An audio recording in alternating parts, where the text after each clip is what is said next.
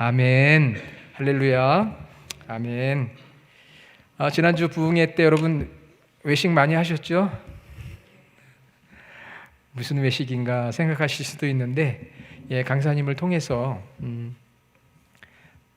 귀한 말씀, 우리 김영길 목사님께서 참 말씀을 은혜스럽게 전해 주셨어요. 많은 분들이 은혜 받으셨는데, 그렇게 또 외식을 통해서 우리가 좀 이렇게 리프레시 되는, 새롭게 되는 기회가 있었는데, 또 항상 외식만은 또 할 수가 없습니다. 그렇죠? 그 다음에 뭘 해야 되죠? 집밥을 먹어야 됩니다. 집밥은 그 교회 담임 목사께서 설교하시는 내용이 집밥이에요. 집밥은 화려하지는 않아도 여러분의 건강을, 영적 건강을 책임지고 있는 것이니까 여러분들이 또 기도해 주시기를 부탁을 드립니다. 깊은 산 속에 사슴 한 마리가 호랑이에게 쫓기고 있었어요. 그런데 보니까 앞에 강이 펼쳐졌습니다. 뒤에는 호랑이가 쫓아오고, 사슴이 앞으로 갈 수도 없고 뒤로 물러갈 수도 없는 아주 난감한 상황에 놓여 있었습니다. 정말 앞이 캄캄한 거죠. 앞으로 갈 수도 없고 물러날 수도 없고, 앞에는 강이 있고 뒤에는 호랑이가 있어요. 여러분, 이런 상황을 한자성어로 무엇이라고 합니까? 진퇴양난이다. 앞으로도 뒤로도 갈 수 없는 그런 어려운 상황, 진퇴양난, 이렇게 이야기를 합니다. 여러분, 여기서 사슴이 살아날 수 있는 방법은 무엇일까요? 사슴이 살아날 수 있는 방법, 어떻게 살아날 수 있을까요? 사슴은 앞에는 강이 있고 뒤에는 호랑이가 있는데 어떻게 살아날까요? 오늘 본문에 보면은 다윗이 그런 경우를 맞이하고 있습니다. 진퇴양난.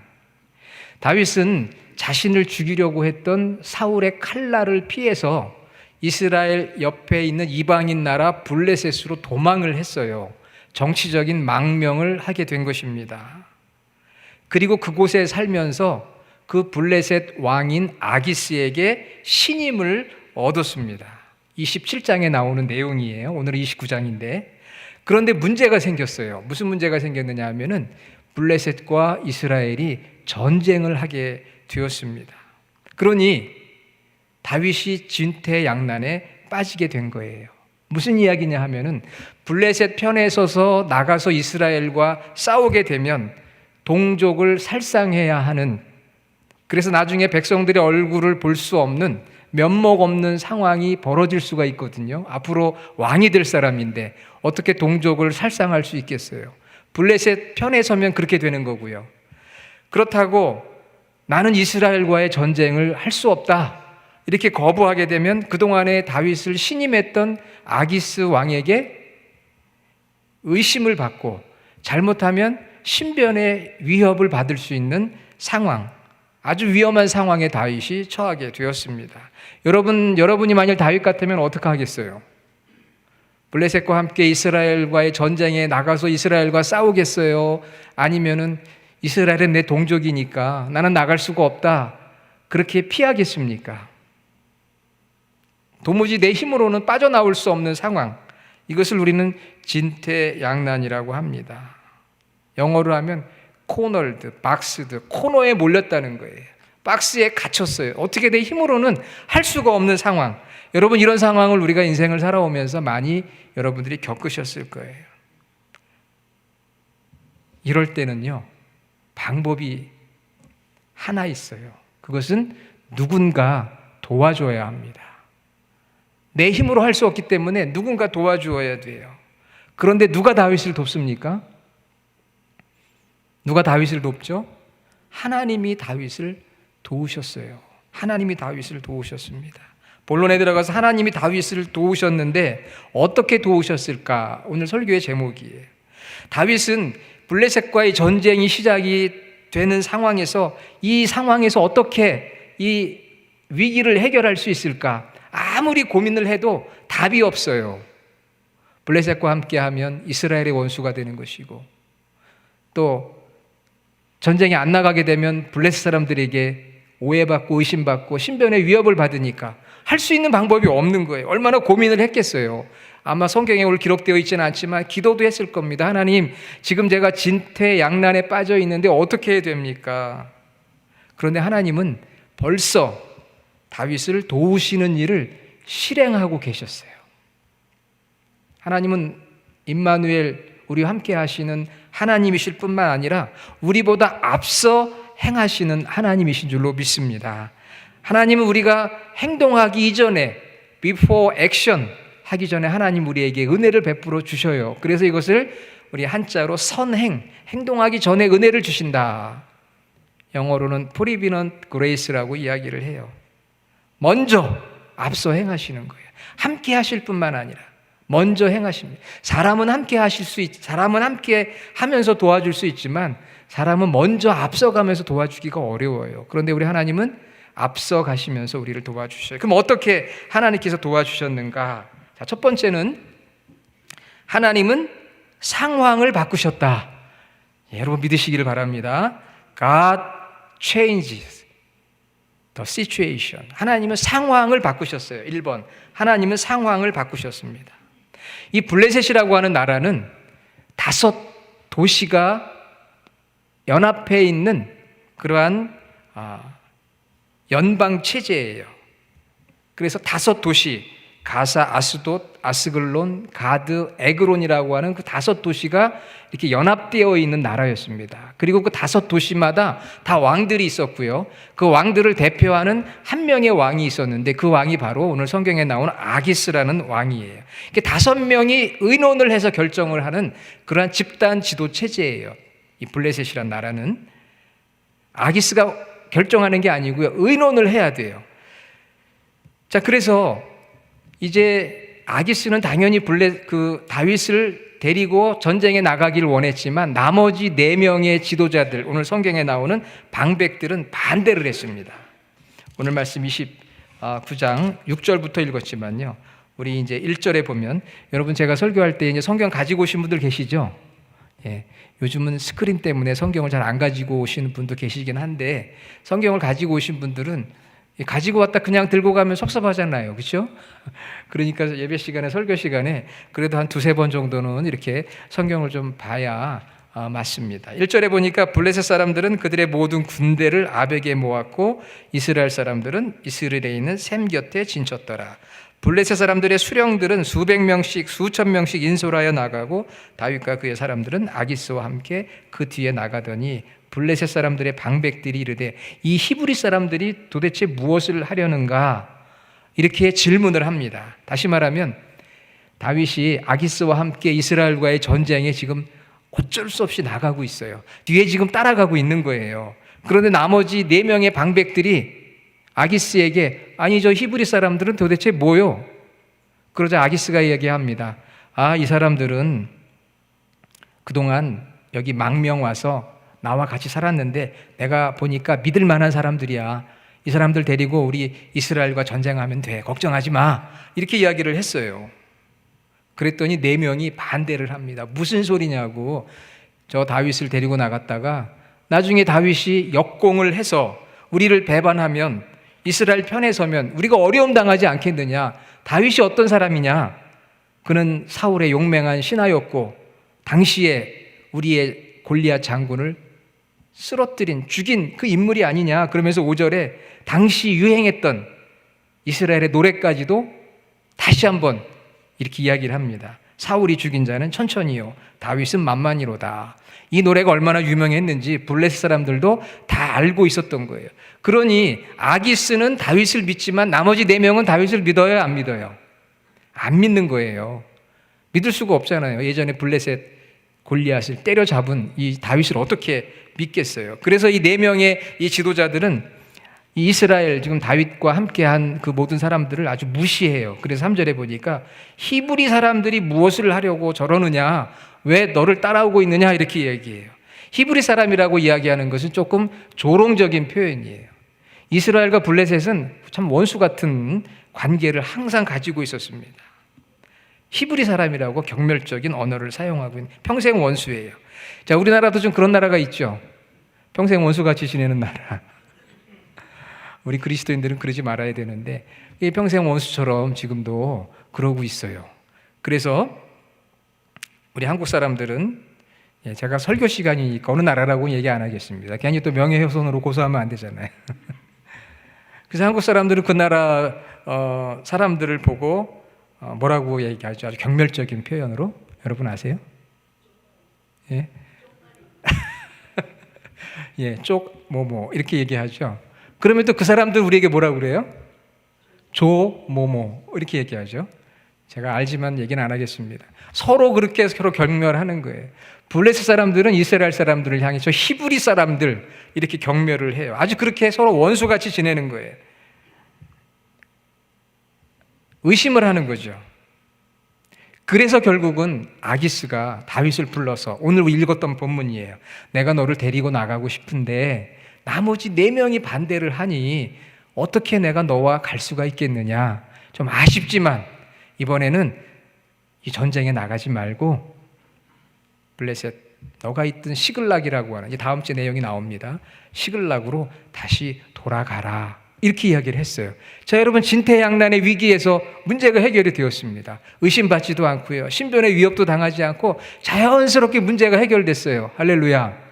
이게 하나님의 은혜인 거예요. 이게 하나님의 은혜예요. 4명이 반대하고 1명이 찬성하는 바람에 다윗은 가만히 있다가 전쟁에 안 나가게 된 거예요. 의심도 안 받고. 이게 하나님이 도우시는 거예요. 하나님께서 이렇게 상황을 바꾸시는 거예요. 최악의 상황을 최선의 상황으로. 다윗에게는 최악의 상황이에요. 그런데 정말 하나님께서 바꾸어 주셔가지고 베스트 시츄에이션으로 바꾸어 주셨어요. 우리 성도님들 중에 1950년 6월 25일 겪으신 분들 계시죠? 그날이 무슨 날이었습니까? 1950년 6월 25일 한국 전쟁이 있었던 날이죠. 저는 그때 없었지만 전쟁이 나고 3일 뒤에 6월 28일 날 UN 제2차 안보리가 소집이 되었습니다. 내용은 북한의 무력 공격을 격퇴하고 국제 평화와 한반도 안전을 회복하는 데 필요한 원조를 결정하는 날이었어요. 당시 UN 상임이사국은 5나라로 구성이 되었는데 그 5나라가 다 찬성을 해야만 참전을 할 수 있고 원조를 할 수 있는데 그 5나라가 어떤 나라였습니까? 미국과 또 영국과 프랑스, 대만, 당시 소련, 이 5나라가 상임이사국이었어요. 다 만장일치 통과가 돼야 한국을 도울 수 있는 그러한 상황이었습니다. 여러분, 그때 한국교회가 전쟁이 터지면서 얼마나 많이 눈물로 기도했는지 모릅니다. 결정하는 날인데요.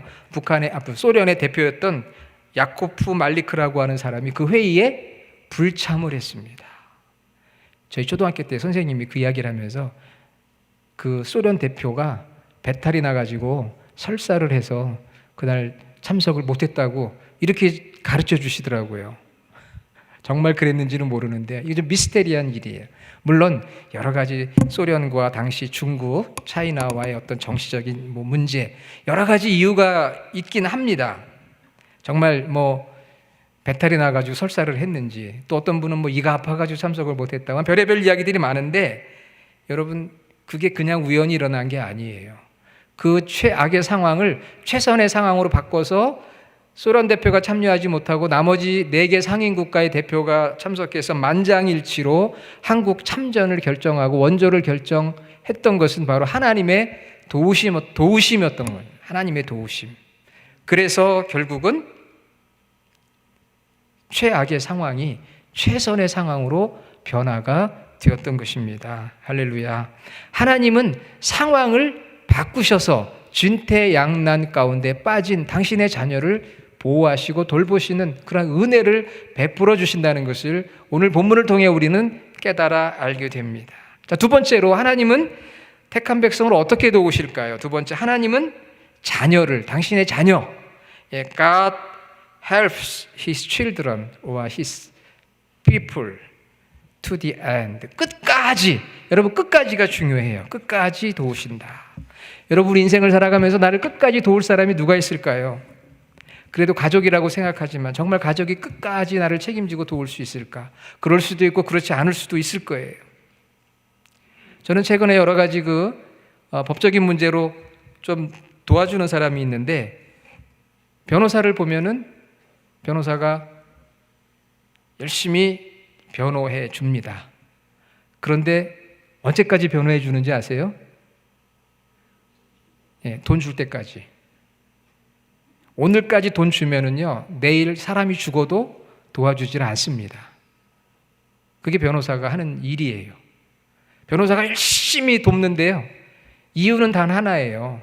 돈 벌기 위해서. 제가 너무 변호사를 폄하했는지 모르겠습니다. 죄송하지만 돕기는 돕는데, 변호해 주긴 변호해 주는데 끝까지는 안 한다는 거예요. 끝까지 돈을 내면 하지만 돈을 내지 않으면 안 해요. 그런데 하나님은 끝까지 당신의 자녀 택한 백성을 도우신다. 비록 실수가 많고 연약하고 부족해도 끝까지 도우신다. 요즘 새벽에 생명의 삶 누구의 이야기가 나옵니까? 혹시 아시는 분들 계실 거예요. 야곱의 이야기가 나와요. 지난 주간 새벽에도 야곱의 이야기를 나누었는데요, 그 야곱은 험악한 세월을 살았습니다. 그렇지만 환난 때마다 하나님께서 도우시는 도움의 은혜를 체험했어요. 하나님 함께 하셨고 앞서가셨고 끝까지 떠나지 않으셨어요. 야곱의 하나님이 되셨고 끝까지 도우셨어요. 창세기 28장 15절에 보면 베델에서 야곱이 꿈속에서 하나님을 만나는데요, 하나님께서 그때 뭐라고 이야기하느냐? 내가 너와 함께 있어. 네가 어디로 가든지 너를 지키며 너를 이끌어 이 땅으로 돌아오게 하리라. 내가 내게 허락한 것을 다 이루기까지 너를 떠나지 아니하리라. 이게 택한 백성에게 주시는 하나님의 은혜고 도움이에요. 내가 너와 함께 할 것이다. 언제까지? To the end. 끝까지. 사람은 끝까지 할 수가 없어요. 그럴 능력이 없습니다. 하나님은 끝까지 책임지시겠다. 당신의 자녀를, 당신의 택한 백성을. 그렇게 하나님은 이스라엘 백성과 오늘 다윗과 앞서 말씀드린 야곱을 끝까지 도와주셨어요. 성부 하나님만 그러실까요? 아닙니다. 같은 하나님이신 성자 예수님도 베드로가 예수님을 3번 모른다고 했지만, 그러나 그 베드로를 끝까지 용서하시고 그를 사용하셨어요. 부활하신 예수님이 갈릴리 바닷가에 가 있는 베드로를 찾아가서 그를 용서하시고 회복시키시고 사용하셨어요. 끝까지 제자들을 사랑하셨습니다. 그리고 부활하신 주님은 승천하실 때 마태복음 28장 20절에 내가 세상 끝날까지 너희와 항상 함께 있으리라. 할렐루야. 세상 끝날까지, 아니 영원토록 forever 함께 하시리라. 이 땅에서만이 아니라 영원한 하나님의 나라 천국에서. 그래서 우리가 아까 찬양했잖아요. 길이 살리라. 영원토록 함께 하나님과 거주하리라. 성령 하나님은 어떠십니까? 성령 하나님도 연약한 우리를 도우셔요. 그래서 성령을 요한복음 14장 6절에 보혜사라고 이야기합니다. 보혜사. 보호하시고 은혜를 베푸시는 분, 보혜사. 그래서 이 성령님은 다른 말로 하면 위로자예요. 상담자예요. 대언자예요. 돈이 없어도 끝까지 책임져 주시는 대언자, 변호해 주시고 상담해 주시고 위로해 주시는 분이에요. 세상의 변호사는 돈이 없으면 끝입니다. 그러나 우리 하나님은 돈이 없어도, 때로는 우리가 실수하고 연약하고 부족하여도 끝까지 돌보시고 책임지시는 분이 하나님이신 줄로 믿습니다. 여러분, 다윗이 왜 이런 진퇴양난에 빠진지 아십니까? 블레셋으로 갔기 때문이에요. 하나님 의지하고 하나님이 약속한 유대 땅을 떠나지 않았다면 하나님 책임져 주실 텐데, 믿음이 부족해서 다윗도, 사울이 두려워서 사울을 믿을 수가 없잖아요. 연약해서 자신의 한계 상황 때문에 블레셋으로 갔다가 어려움을 당한 거거든요. 우리는 그럴 거예요. 거봐라, 왜 블레셋 가가지고 그 어려움을 당해. 자업자득이야. 그 문제는 네가 해결해. 이게 우리 생각이거든요. 그런데 하나님은 그렇지 않으셨어요. 그 다윗을 끝까지 책임져 돌보아 주시고 상황을 반전시키시고 변화시켜 주셨습니다. 하나님 정말 날 도우실까요? 여러분, 지금 여러분이 예배당의 자리에 나오셔서 하나님을 예배하고 있는 그 자체가 하나님의 도우심이 아니면 이루어질 수 없는 일입니다. 여러분이 믿음이 훌륭해서 오늘 이 자리에 나오신 줄 아세요? 아니에요. 하나님께서 여러분을 도와주셨기 때문에 여기에 나와서 지금 여러분이 예배할 수 있는 것입니다. 도우심의 결과예요. 내가 스스로 믿음을 지켜온 것 같지만 여러분 이 자리 여기까지 하나님께서 여러 모양으로 여러 사람을 통해서 도우셨기 때문에 여기에 나온 거지 여러분의 의지와 믿음으로 이 자리에 나온 게 아니라는 것을 우리는 알아야 합니다. 그래서 하나님은 에베네셀의 하나님, 한번 따라해 봅시다. 에베네셀의 하나님, 여기까지 도우셨다, 그런 뜻이잖아요. 따라해 봅시다. 임마누엘의 하나님, 나와 함께 하시는 하나님, 동행하시는 하나님이란 뜻이죠. 마지막으로 여호와 이레, 따라해 보세요. 여호와 이레, 네, 준비하시는 하나님, 도우시고 함께 하시고 준비하시는 하나님. 이번 부흥회 때 강사님께서 첫날 믿음의 본질에 대해서 말씀하셨잖아요. 하나님은 살아계시고 또 하나님은 어떤 분이시라고 했죠? 하나님은, 빨리 얘기해 보세요. 하나님은 선하신 분, 좋으신 분, 그렇게 말씀해 주셨잖아요. 그래서 그 하나님을 우리는 찾아야 하고 찾는 자에게 하나님이 상 주신다고 했잖아요. 할렐루야. 다 기억나시죠? 예. 제가 God is good 하면 여러분은 all the time 이렇게 한번 우리가 영어로, 우리 미국에 사니까 영어도 한번 써봐야 되지 않겠어요? 제가 한번 해볼게요. God is good. 예. 하나님은 언제나 선하십니다. 어려운 상황이 와도요, 진퇴양난의 어려움 속에 와도 God is good, 하나님은 선하십니다. 이렇게 고백할 수 있어야 우리 믿음이 큰 믿음이에요. 그게 믿음의 본질이에요. 하나님은 실수와 범죄와 연약했던 다윗의 행위를 보지 않으시고 택하셨으니까, 자녀 삼으셨으니까 끝까지, 이게 부모님의 마음 아닙니까? 끝까지 책임지시고 도와주셨다고 성경은 분명하게 말씀하고 있고, 우리도 하나님이 도와주셔서 오늘 이 자리에까지 오게 된 거예요. 자, 그러면 세 번째, 마지막으로 하나님이 도우시는 이유는 무엇일까요? 변호사가 돕는 이유는 뭐예요? 시간당 하루에 1,000불 돈 벌기 위해 돕는 거지 뭐 다른 이유가 뭐가 있겠어요? 그렇지 않습니까? 근데 하나님은 왜 우리를 도와주시는 거예요? 오늘 굉장히 중요한 진리를 우리가 깨닫고 돌아가야 돼요. 오늘 사무엘상 29장을 읽으면서 성경의 전체 구속의 역사를 생각해 볼 때 하나님께서 이렇게 다윗을 도우신 이유가 무엇일까요? 다윗이 뭐 너무 훌륭해서요? 아닙니다. 다윗 실수 많은 사람이에요. 연약한 사람이에요. 하나님께서 다윗을 도운 이유는 하나님께서 다윗을 이스라엘 나라의 왕으로 세우시고 하나님께서 친히 이스라엘을 다스리는 신정국가, 하나님이 정치하는 신정국가를 세우시고, 그리고 다윗의 후손을 통해 오실 메시아 예수 그리스도를 통해 온 인류를 구원하시고자 하는 하나님의 놀라운 구원의 섭리가 있었기 때문에 다윗을 도우신 거예요. 다른 이유가 아니에요. 하나님의 구원의 뜻을 이루어 가기 위해서 다윗을 도우셨어요. 하나님께서 왜 이스라엘을 도우실까요? 이스라엘이 잘나서요? 아닙니다. 부족하지만 하나님께서 이스라엘을 제사장 나라로 세워주셔서 열방이 하나님을 증거하도록 도우신 이유입니다. 그러면 하나님께서 왜 1950년 6월 28일 날 소련 대표가 참여하지 못하도록 하고 만장일치로 한국 참전과 원조를 하게 했을까요? 왜 하나님께서 그렇게 하셨을까요? 남한을 말씀드렸잖아요. 하나님께서 남한 한국 민족을 택하셔서 하나님의 구원의 복음을 온 열방 가운데 증거할 수 있도록 그렇게 하기 위해서 하나님께서 도우신 거예요.